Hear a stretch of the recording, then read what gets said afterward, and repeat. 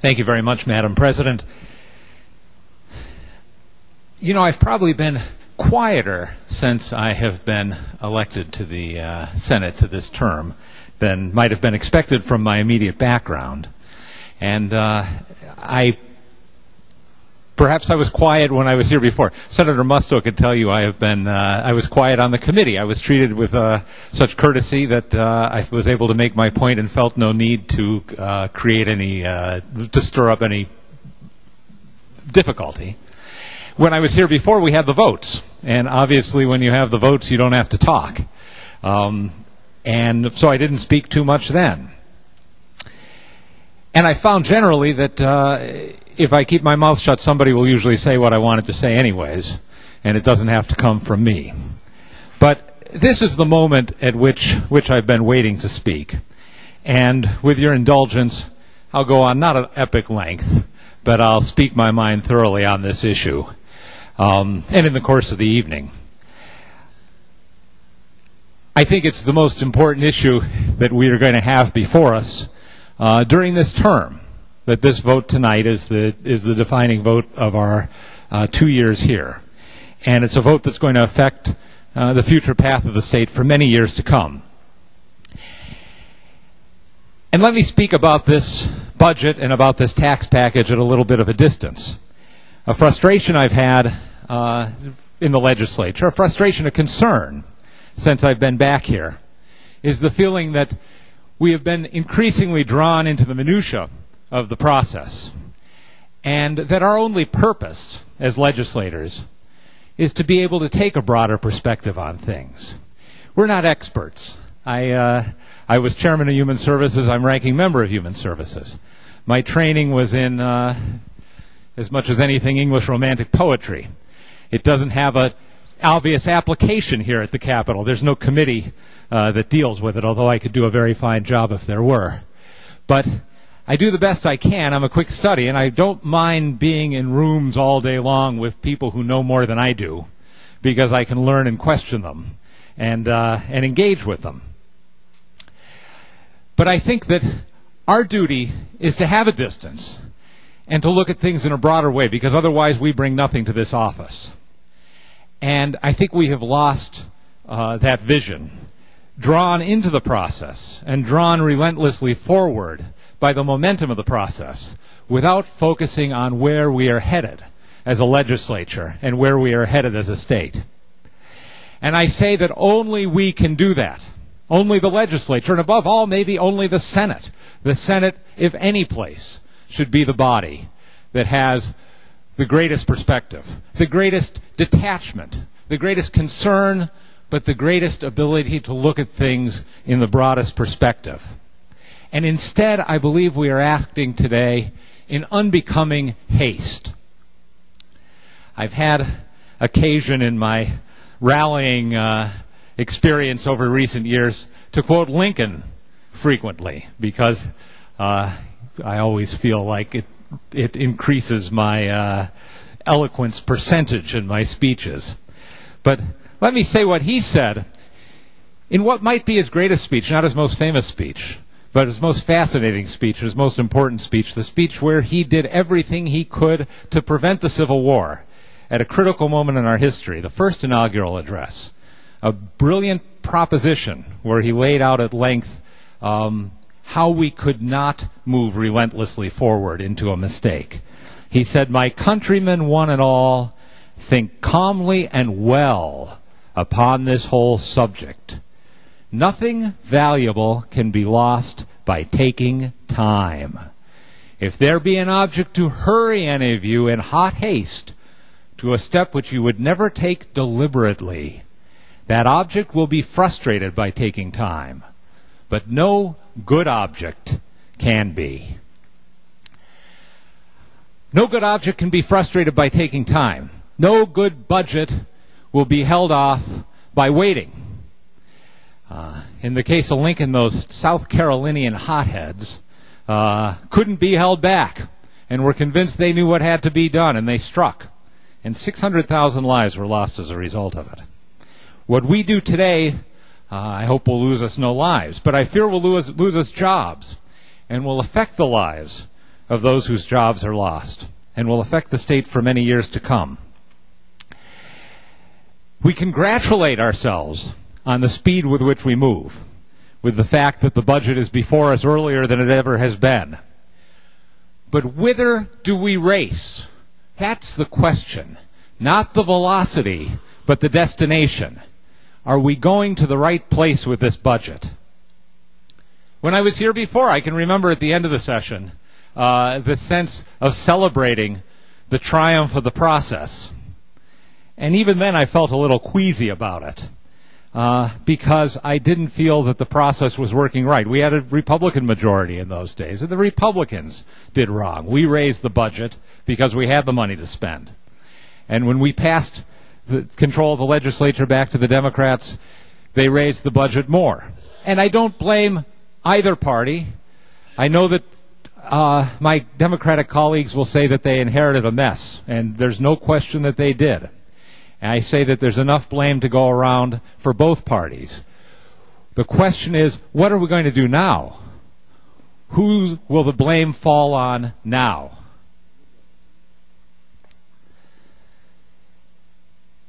With all respect to those who have prepared this budget, and to Senator Harp, who I think has done a very good job, who has behaved intelligently and graciously throughout the process, I don't think it's a good budget for the state of Connecticut. Not that enough work wasn't put in by the leaders of the Appropriation Committee, by the excellent staff of the Appropriations Committee. I think they did all the work and more that needed to be done. But I think the vision is wrong. I think the direction it's taking us is wrong. No budget which requires the largest tax increase in state history can be considered a good budget, in my opinion. And it is not what people want.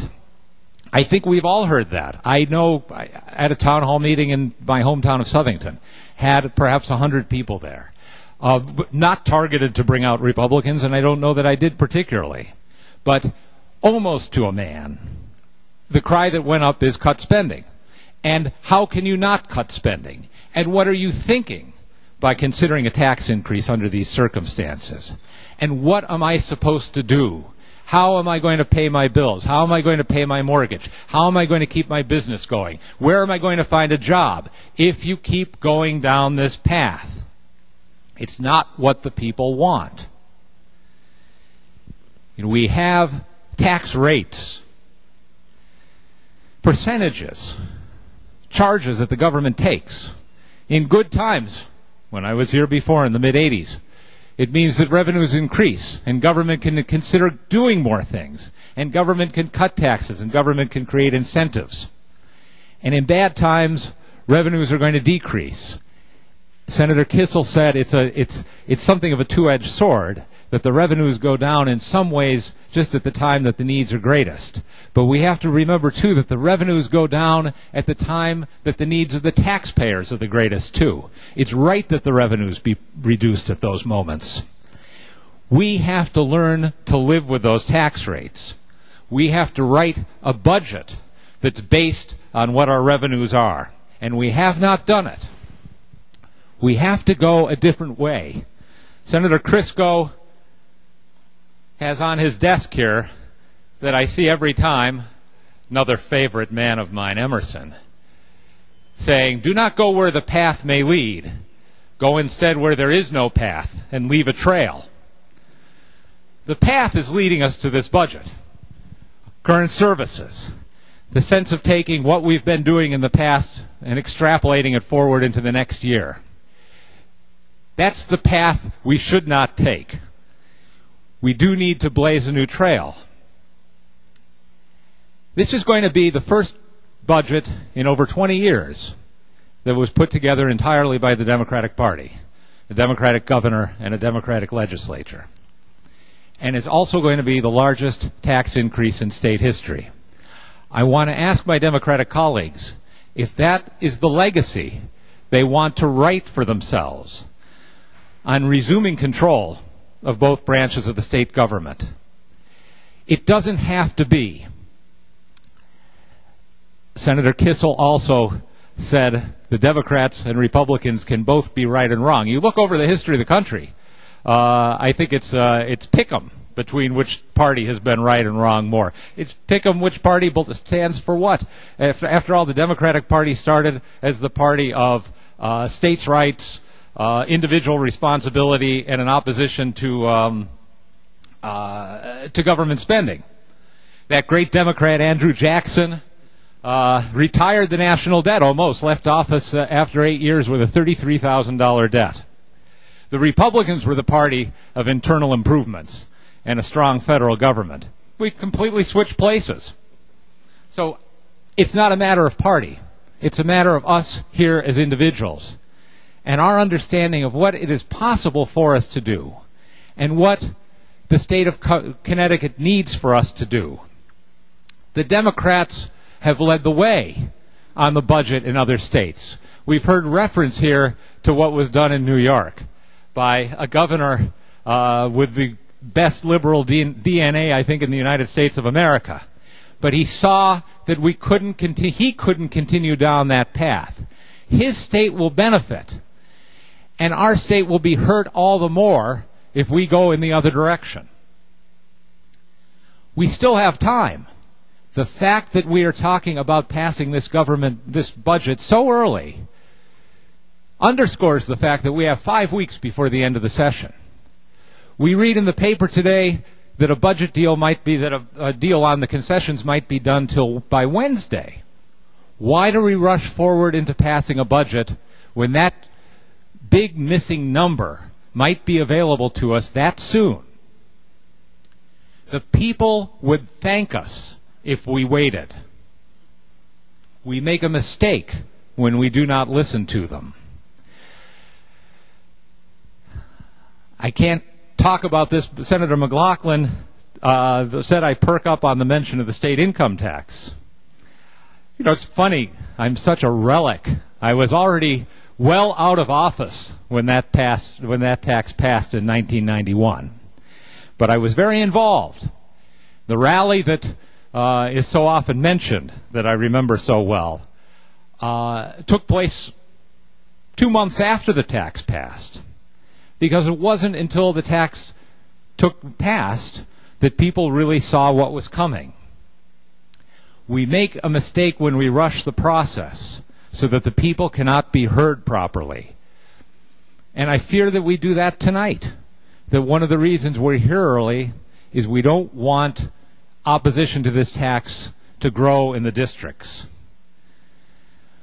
But if we put a top on that, it will only cause the pressure to rise, and it will add to the cynicism that our constituents have already towards the political process, who look at what we're doing and shake their head and wonder why.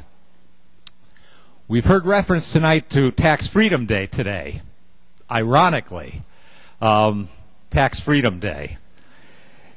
The latest in America on May 2nd, and it's been the latest for a while. When will it end? How long do we have to drive it? When will government have enough of our money? I say we have enough now. We have to learn to live within it. According to the book of Genesis, 4,000 years ago, the Lord instituted a tithe with Abraham, told him to give 10% of his goods to that most mysterious figure, Melchizedek. And for 4,000 years, the Lord has stuck with that 10%. He has never asked for an increase. We should emulate him. We should pick a percentage that we're going to take from the hard-earned labors of our constituents and stay with it and learn to work with it. And if we are against taxes, as almost all of us are on one level or another, the time to oppose them is when they are wanted. Not the rest of the time. The time that you need to fight them is when they are proposed and demanded and when the momentum is in their favor.